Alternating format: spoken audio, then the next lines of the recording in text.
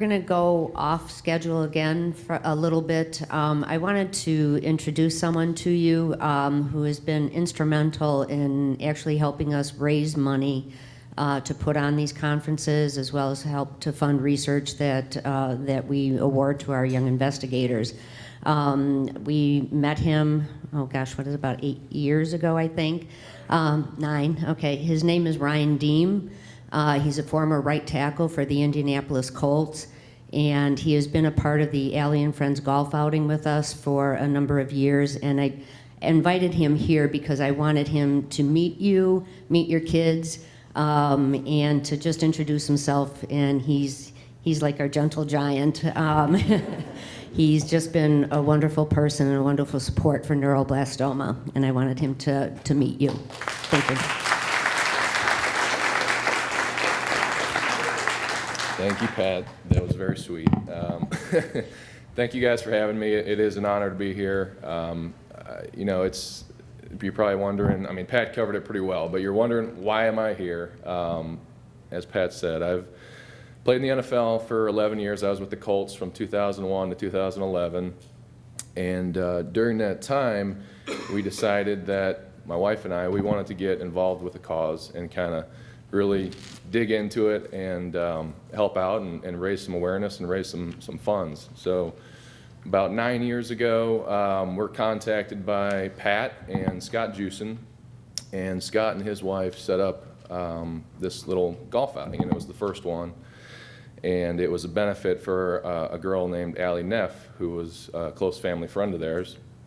And it was a neuroblastoma fundraiser. And they invited me out, and I went out with my dad, and we played golf and had a good time. But it was, you know, after that day of golf, I got to know Scott and his wife Kristen a little better, and got to know Pat, and really decided that this was just a great cause and a great foundation, and want to get more involved and really dig into it and help. So we joined the board, and Pat, you know, was gracious enough to extend that invite, and you know, my wife and I just really connected with the cause. And you know, over the past 9 years, we've had really good success with this golf outing. You know, it's something where, when you look at the culture I came from with the Colts and Coach Dungy, it was very important for us to get out in the community, find a cause you could connect with, and help use your platform to raise awareness. And this was ours. And you know, throughout the years, we've had several teammates: Jeff Saturday, Peyton Manning, Dallas Clark. The list goes on and on. Guys that have come up to support, because that's what we did within the Colts. We'd support our teammates and support the foundations they were working with. And so I'm not here to brag that they were there, but they have helped bring a lot of exposure to neuroblastoma. And over the past 9 years, we just cracked this year the $1 million mark for money raised. So.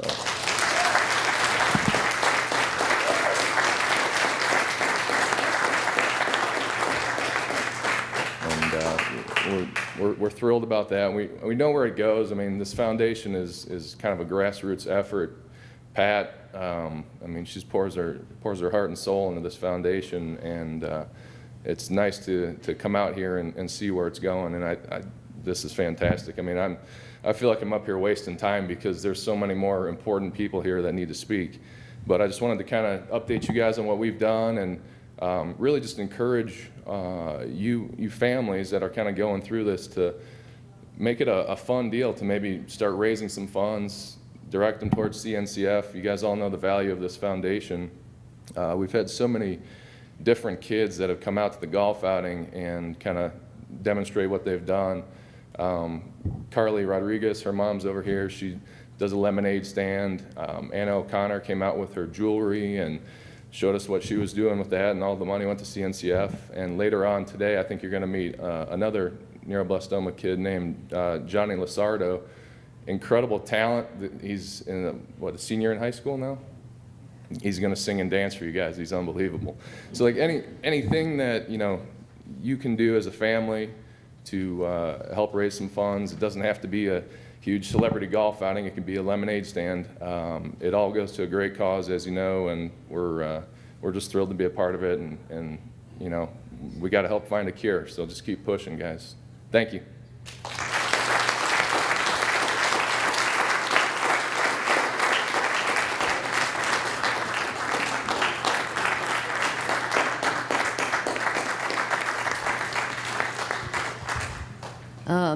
Like I said, Ryan's been tremendous support for us and for all of you families, and he didn't have to do it. He had no relationship to neuroblastoma, so we're even that much more grateful to him for being a part of this. And his entire family, business associates, everybody has come out in support of the Alley and Friends golf outing and various other events that we have. And again, we just want to thank you very much for actually providing all of this for us. Thank you.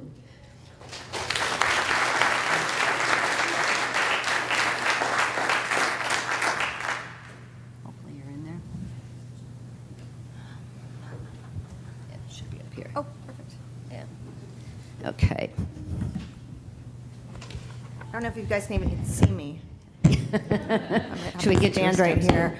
I'll do your introduction. Our next speaker, I think it's at the bottom. Yeah.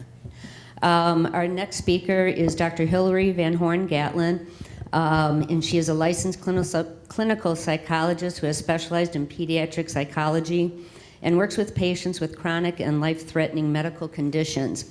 She has worked with CNCF for 4 years now and looks forward to this time with the participants all year long. She is currently practicing at Kaiser Permanente and lives outside of Sacramento with her husband Billy and 13-month-old daughter Catherine. And I asked her to come and talk, because again, sometimes our talks get pretty heavy and intense, and I wanted another aspect of neuroblastoma to be covered, and we're going to be talking about the emotional strains of having a child with cancer. Hillary. Well, thank you all. I also have to thank you for having me, because this is my first night of sleeping through the night. I did not bring baby with me, so thank you. So today we're going to be talking about the emotional strain of childhood cancer. The reality of this is you're all familiar with it already. You're living it every single day. Part of what I'm asking you to do today is raise your own awareness of what you're actually going through and where you might be able to use a little bit of support, or maybe a little bit more support. Oftentimes we're in such survival mode while we're going through treatment that we fail to really think about the emotional repercussions until we have that moment of silence, and then it can feel very overwhelming. Out of curiosity, how many people here have a child who is a survivor, so has completed treatment? Okay. And how many people here are currently going through treatment? Okay, thank you. That helps me. Thank you. So one of the things that we talk about, and I love this quotation, is for the family with cancer, the problem is not often survival in the future, but survival right now. So regardless of where you are on this journey, it's making it through today. It's making it through this week. It's making it through the scan that you've got coming up. It's great to think about where we're going to be 5 years down the road, 10 years down the road, really looking at what we're hoping to have, what we're hoping to see within our family. But really, we're focusing on the right here and now. So what do we mean by survival? In the adult cancer population now, survivor is kind of a squiffy word.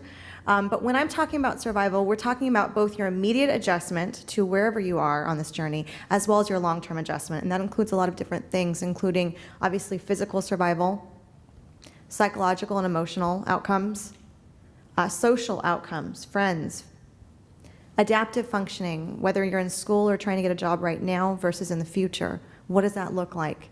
And for adulthood, for our children and our adolescent young adult populations, what does this look like in terms of their relationships in the future? So primarily what we're going to be talking about is who's affected, when, and what we can do about it. So is your child the only person in your family that's affected by their neuroblastoma? No? No? Unfortunately, the general population would believe that to be the case. So a lot of this, it's your job to do some education, even though you probably don't feel like it from time to time. So we know that both the parents are affected, siblings, extended family, friends and classmates.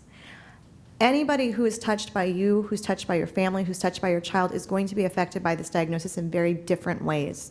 And we ask everybody to be aware of all the different pieces that can really affect you and how you manage all the stress that comes with both treatment and survival.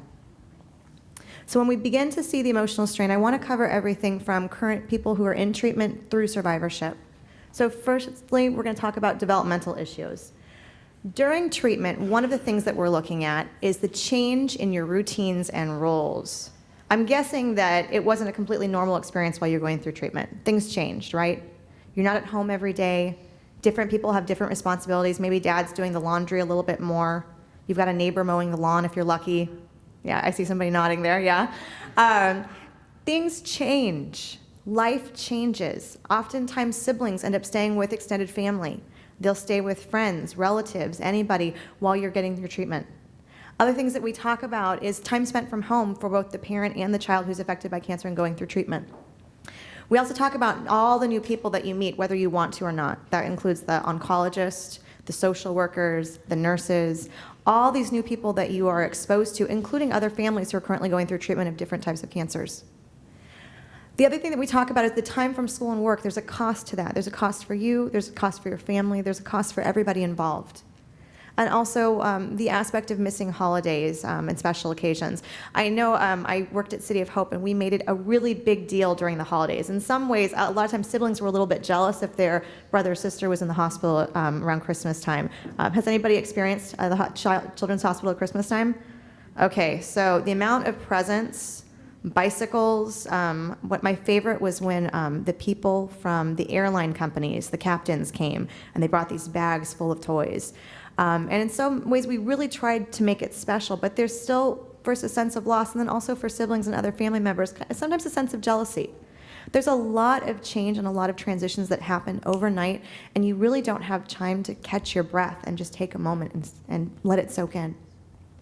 Also, the interruption of developmental tasks. This is a very important thing that we're going to be talking about quite a bit, because this really does have repercussions right now and long term if we're not careful. And finally, changes in self-image. I'm going to use the example of adolescent young adults. Who here has an adolescent or young adult? Okay, all right, so I'm speaking to a few of you, but we're going to use this as an example of developmental issues. So for adolescent young adults, we do know that they're actually more vulnerable to stress in some ways.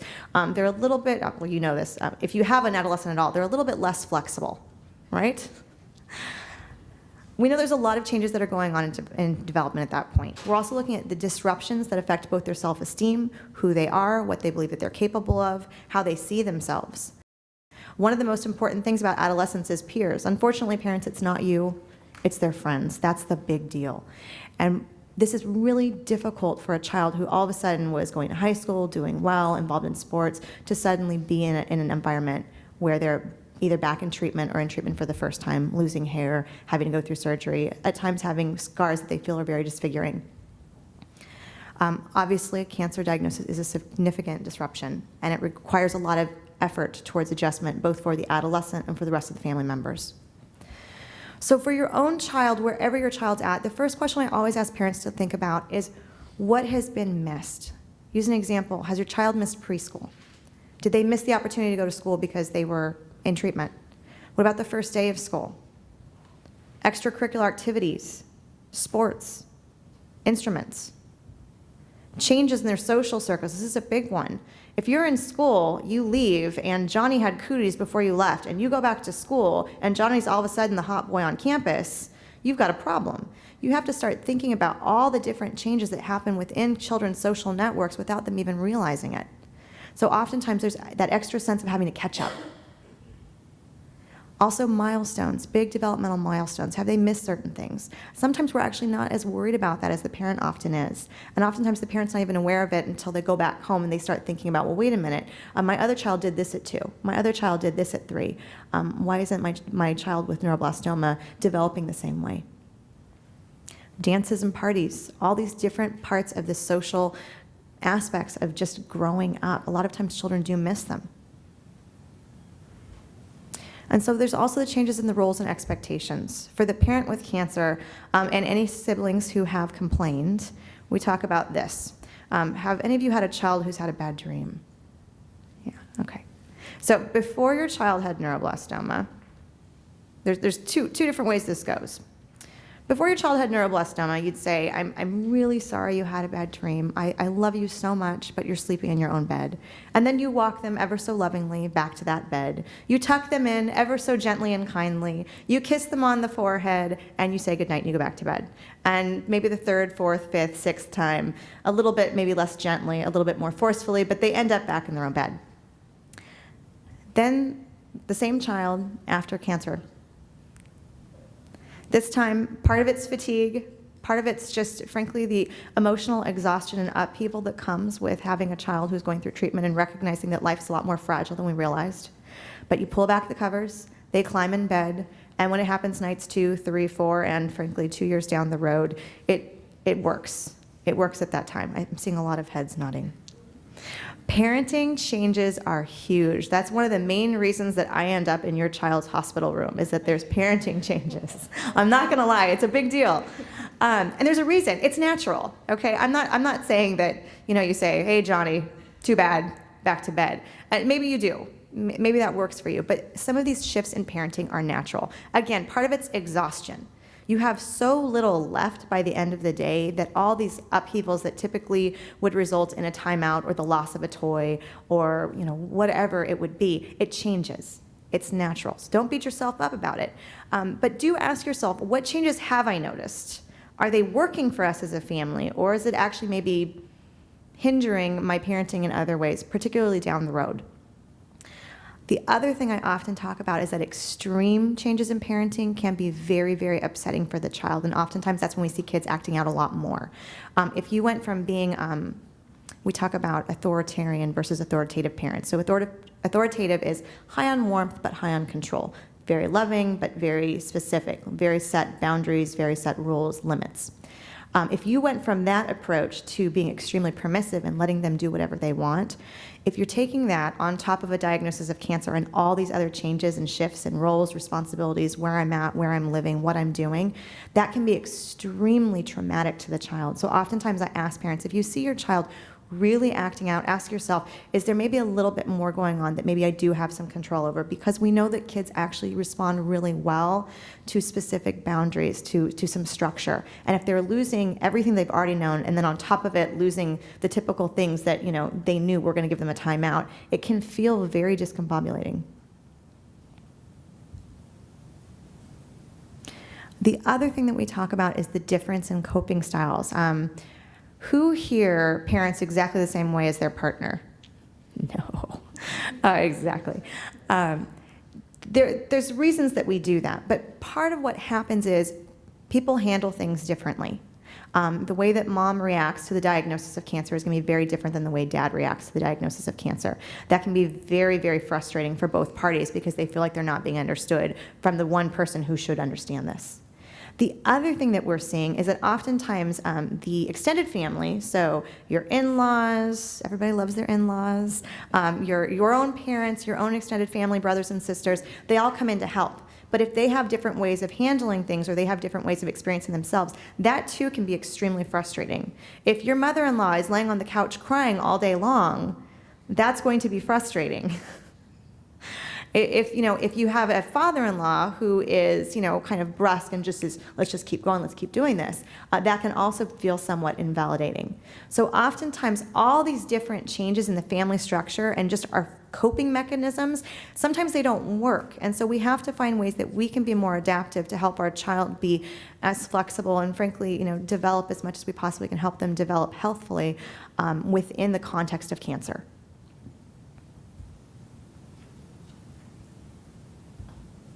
Also, the changes in daily activities.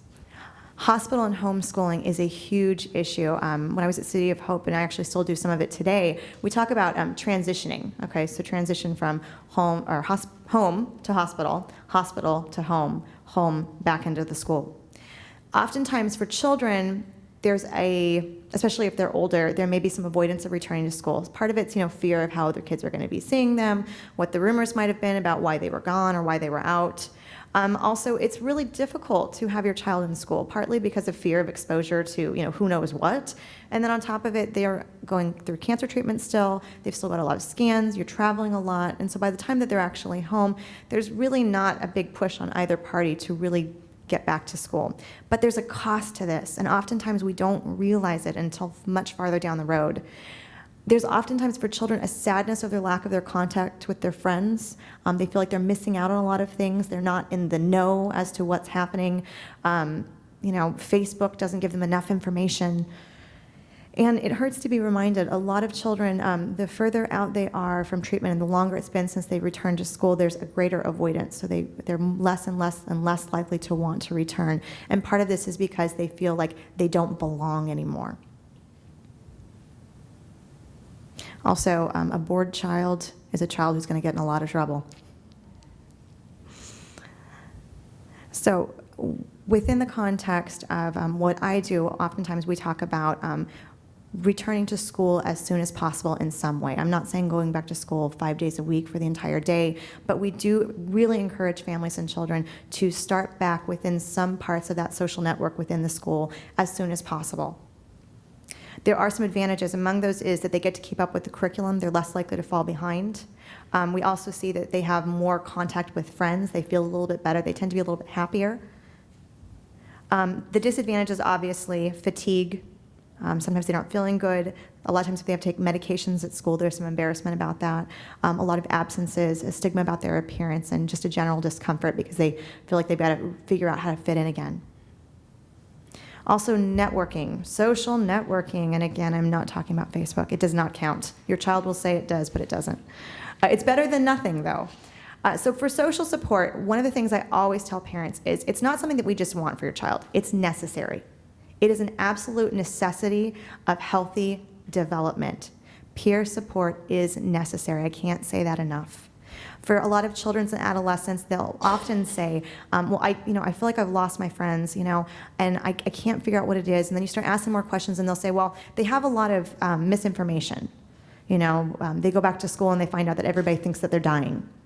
Or they go back to school and they find out that people think it's contagious if they're younger. So there's a lot of misconceptions that can make it very challenging for them. One of the oftentimes things I recommend, and sometimes what I'll do when we're talking about school reintegration, is we'll go to the school with the child and we'll have the child teach his or her future class about what they've been through. And it's an incredibly empowering thing for this child, and it's really good for the students too because they're getting direct information, and there's a lot less likelihood that there's going to be gossip about what is and is not going on. We also know that people with more peer connections are more hopeful than those who are separated from their friends. This also goes for you as parents. These children also were more likely to sleep well, have less symptoms of depression, less symptoms of anxiety, less difficulties with adjustment disorders, and had higher pain tolerance. We also know that even though children don't think you're cool still, they are still actually more likely to go to you to talk about difficult things than they would had they not been diagnosed with cancer. Also, obviously, your oncologist, your social workers, the nursing staff, your nurse practitioner, anybody involved in your child's well-being, including child life, and the psychologists are there to help you with these reintegration issues. We also talk about following treatment. There's increased needs and stressors, as many of you are aware, after treatment. And oftentimes, there's an expectation that it's supposed to get easier. There's oftentimes a fear of recurrence. There's that change in social networks that we were talking about. And oftentimes, from people who don't know any better, that sense of, isn't it time to get back to normal? Well, he's cured, right? Don't we love the word cure? He's cured, right? So helping other people and yourself balance expectations. If you are nearing that place where you're completing treatment, I really encourage you now to start thinking about some of this and talking about this with family members and friends, because it often makes the transition for yourselves a lot easier as well. So one of my friends said this, I thought it was supposed to get easier. Survivorship has a lot of different transitions. The main things that we're talking about are those changes in relationships. Again, anything from the people who were your friends before may not be the same people who are your friends now. The people that your child liked or didn't like may be very different than when they returned to school. Also, anxiety. Oh, the anxiety. It's so intense when you're leading up to those labs, waiting for those next scans, waiting to find out, is this still gone? Is this still gone? Are they going to find something? The slightest twinge of pain. Your child rolls his or her ankle, and you're like, they're limping. I need to get them in immediately. A lot of that is extremely severe, and there's a lot of concerns. And so it's kind of this odd conflict between avoidance. You know, you kind of want to put it off in some ways, but you know you have to do it. And so there's just that delicate balance, both for yourself and your child, particularly because as a parent, it's hard. They're watching everything you do, and they're taking their cues about how they're supposed to feel based on how you're acting. Also, we talk about late effects. I'm sure they've talked about, the neuropsychologist has come already and talked about late effects from treatment, including emotional late effects and physical late effects, all the different things. We really look at this as a chronic condition when we're talking about long term. And sometimes that's an easier thing to explain to family members instead of, okay, they're in remission, oh, well, that's a cure, right? So we talk about we encourage people now to kind of explain it almost as a chronic condition in terms of the late effects, the after effects from cancer, because it's easier for people who aren't very medically savvy to understand that. Also, the developmental milestones and markers that we've talked about. A lot of times there's a lot of catch up there. Changes in your parenting. Do you keep the changes? Do you try to go back to doing it the way you used to be doing it? Usually doesn't work that well. And then also, again, it's very similar to living with a chronic condition. And again, I highly encourage you to explain it to others that way. So finding normal and why that's not such a bad word. So what's normal? Well, remember, this is a time of transition. There's supposed to be emotional upheaval no matter where you're at in this. Different age groups are going to transition differently, just like different personalities are going to transition differently. If any of you have multiple children, they don't all have the same personality. And almost everybody will say, oh, I've got an easier going child. I have a demon spawn. I gave birth to a horrible baby, and she will eventually grow up to be a horrible child and a horrible adolescent. So I'm preparing myself now. So she would have a more difficult time with those transitions. Typically, an easier going child is going to have a little bit of an easier time with transitions. However, they're also more likely to have symptoms of anxiety. Whereas a child who is a little bit more challenging is going to do more of what we call externalizing behaviors. So that's acting out. Those are those behaviors, throwing toys, slamming doors, the rolling of the eyes. They perfect rolling of the eyes by the age of 13, I swear. So, and that's all normal. That's the bad news. So for yourselves, when you think about your own child, where you're at, and what's going on for yourselves, first I want you to ask yourselves, how old is your child? Okay, that's a good place to start. What grade are they in? Are they on track? Are they on level with the grade that they're supposed to be in? Are they struggling? Is there some catch-up going on? What are appropriate expectations for the age that they're at now? Okay, perhaps it's looking at the children around them who are not in the hospital, who are well, and using that as a marker. There's a lot of really good books about child development that can be excellent to read to kind of give yourself some information. And then ask yourself, if there's a gap, is it something I need to be worried about?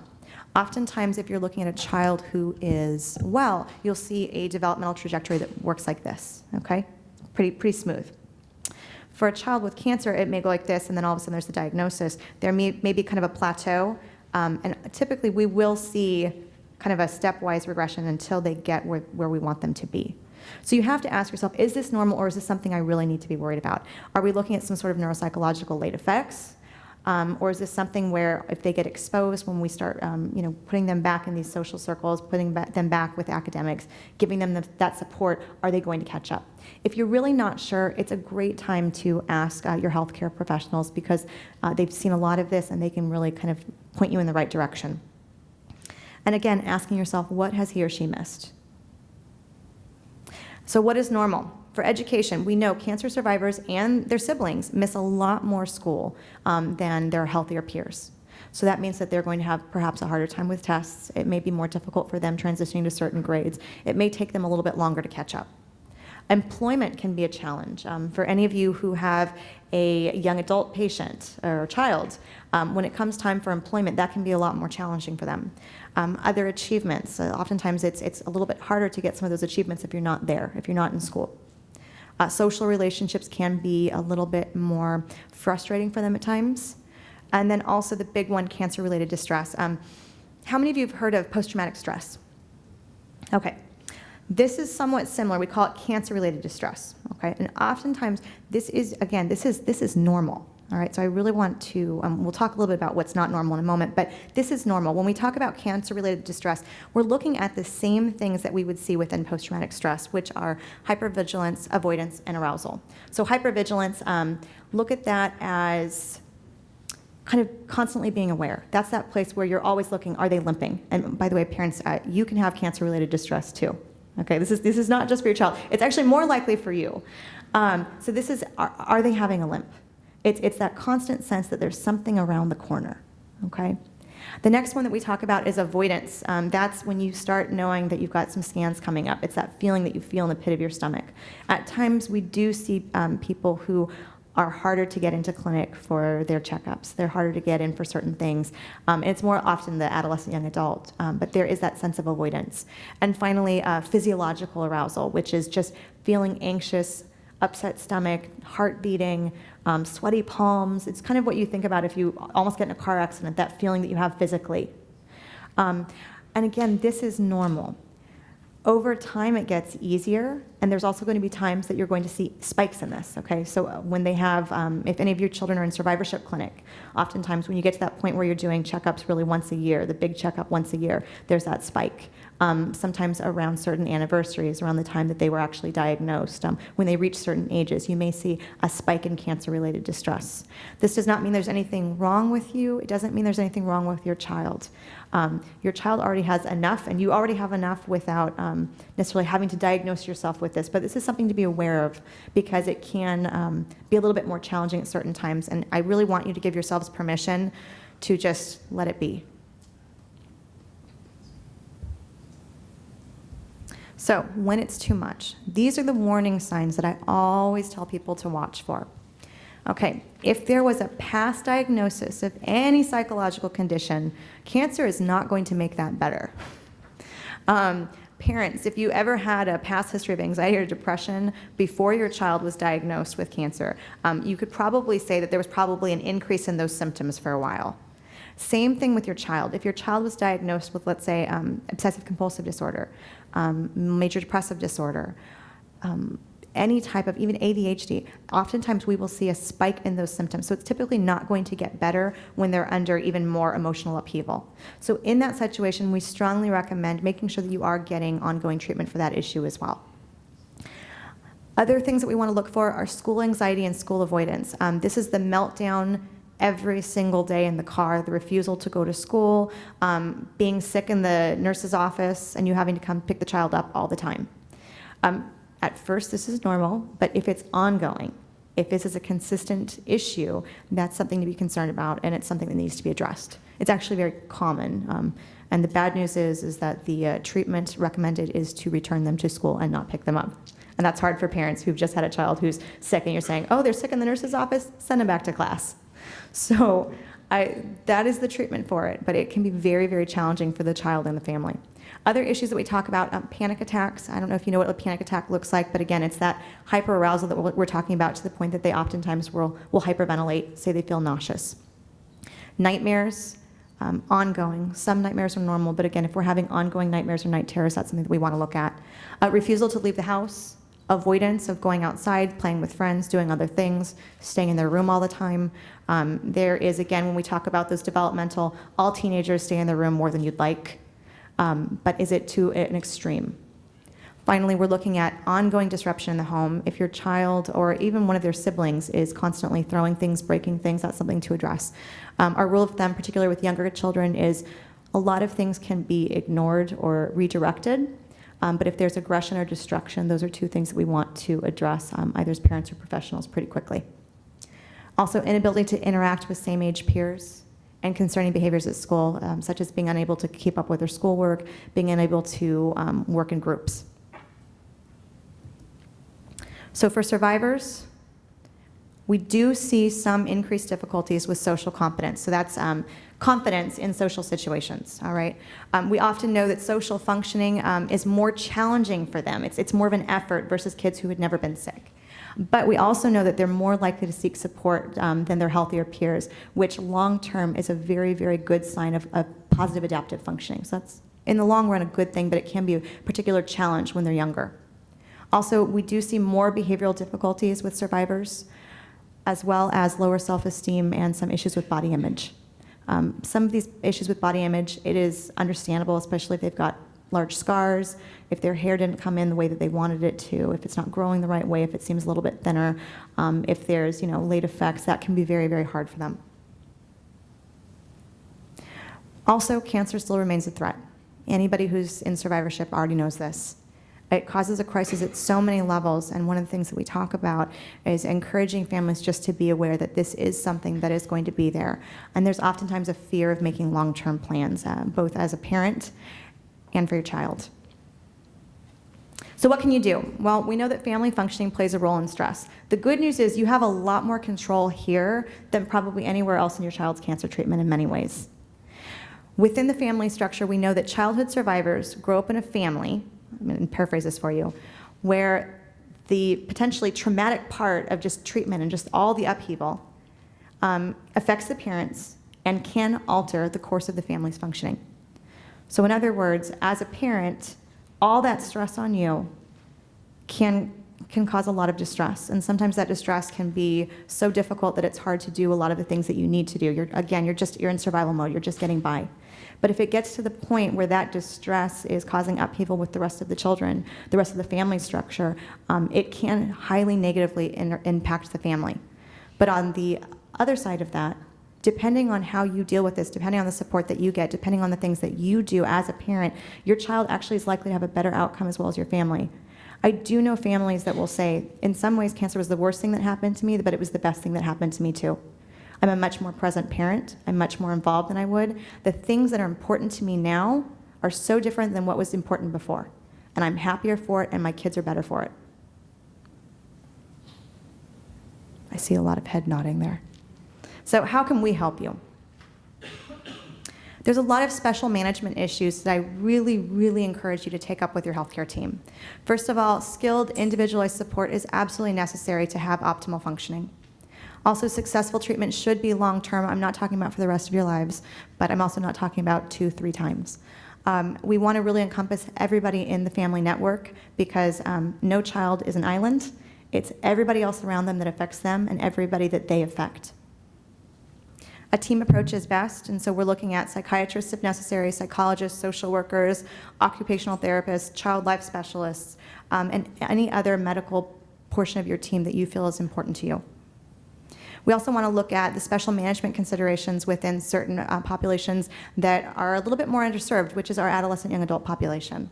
We know that there's a lot of unique challenges that come with being an adolescent young adult. If your child's not an adolescent young adult right now, they will be at some point, and these are things that we see both when they're going through treatment as an AYA and later on. And among those is the issues are a lot broader in scope. You have to think of everything that they are dealing with when they were a child, as well as all the things that they're trying to do to become an adult. That's complicated.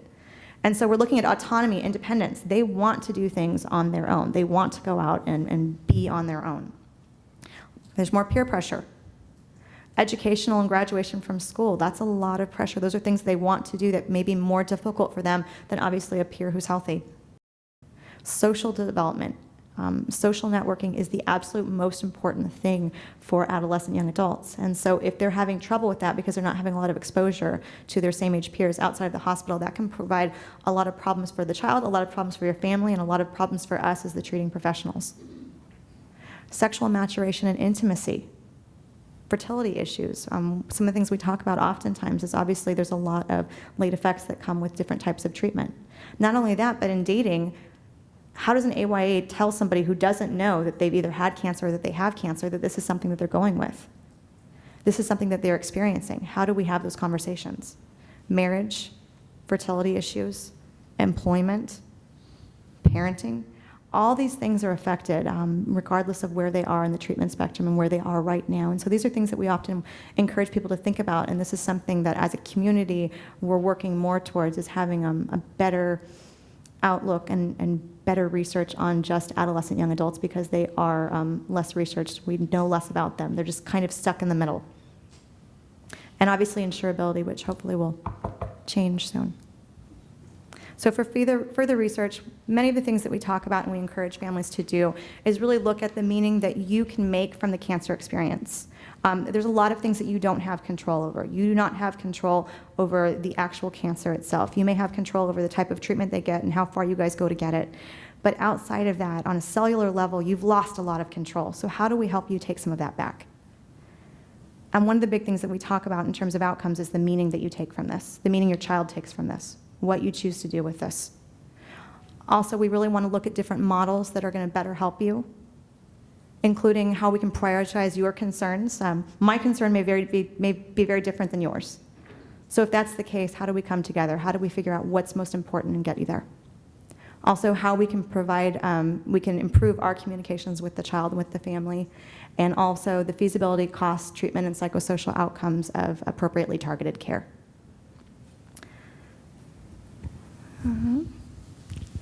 All right, do you have any questions? Thank you, Hillary.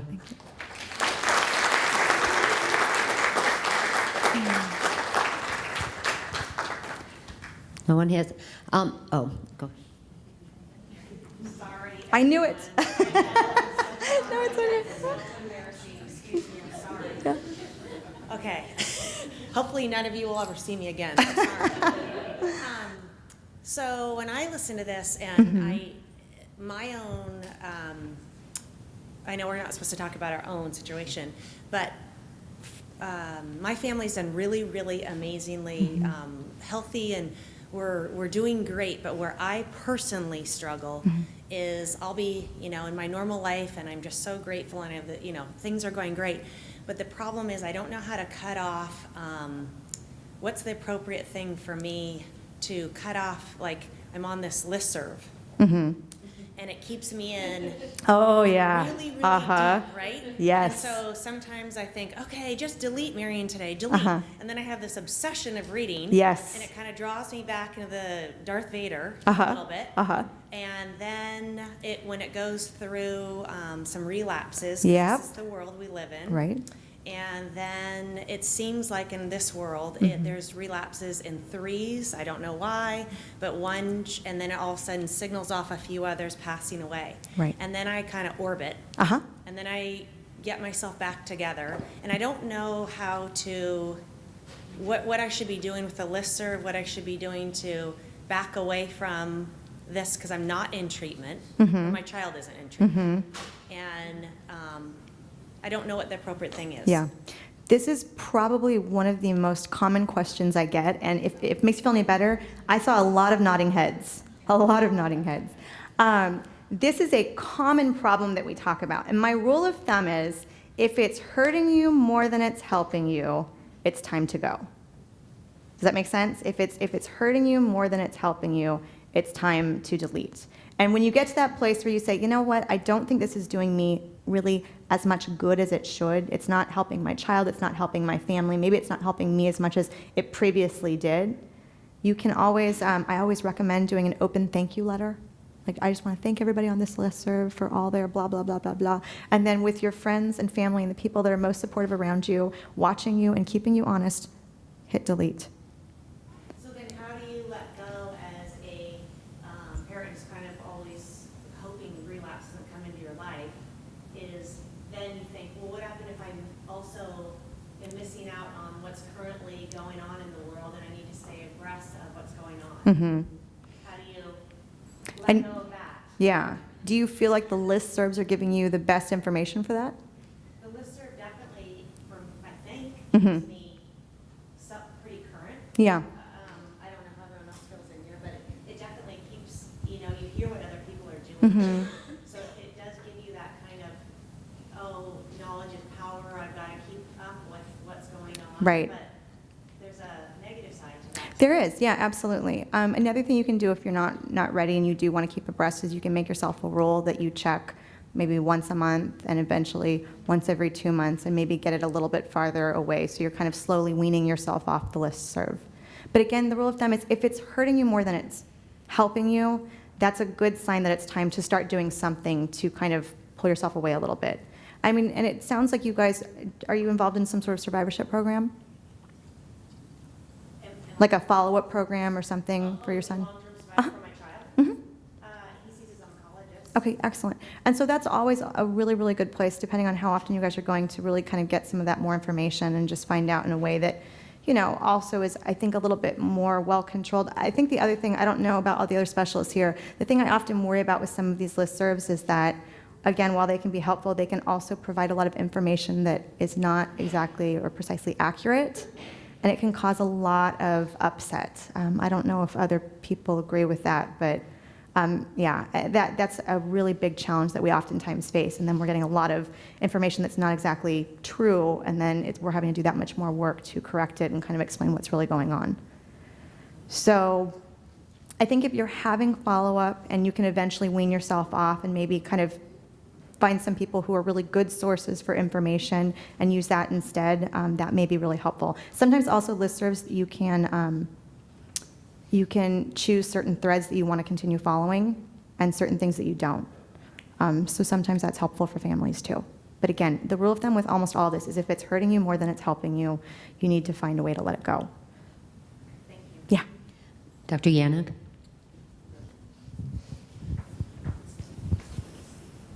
I just want to pass on to the parents here just a physician's perspective on something. And Hillary, it was outstanding talk. Actually, I'd like you to come to our center to talk. Actually, it's great. But from a physician's perspective, we look at everybody here in this room and realize that you and your children are in two different camps or worlds. And as a parent, we recognize that you focus and think about dying. You focus on death. Is my child going to live? Is my child going to be cured? Children, on the other hand, focus on living. And I think you have to recognize that. These kids focus on living. When can I ride my bike? When can I go to the school dance? When can I go back to school? When can I play Little League Baseball? When can I play soccer? I actually think, and I ask everybody here, and as a physician I'm asking, recognize that difference, that kids focus on living. You, rightfully so, focus on dying. At certain points, put yourself in your kid's position and focus on that living. Okay? Absolutely. Thank you.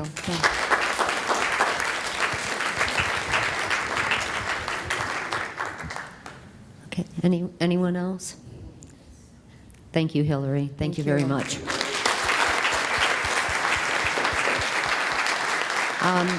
We're going to take a 15-minute break. I believe it's back in this room, so go ahead for some refreshments. Thank you.